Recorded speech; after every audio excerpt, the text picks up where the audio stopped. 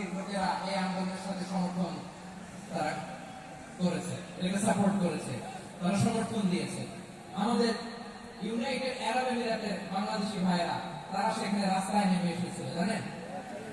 ওইখানে ডেমনস্ট্রেশন করা যায় না, সেখানকার সরকার তাদেরকে যাবজ্জীবন দিয়েছিল। তখন আমাদের এই যে প্রধান উপদেষ্টা ডক্টর মোহাম্মদ ইউনূস সরাসরি জি টু জি বলে, G to G, government to government, G to G, উনি চিঠি লিখলেন যে তাদেরকে, ইউর হাইনেস, এই সম্মানিত আমির, আপনি আমার এই চিঠির কারণে আমার সম্মানে এই 53 জন বাংলাদেশিকে মাফ করে দেন।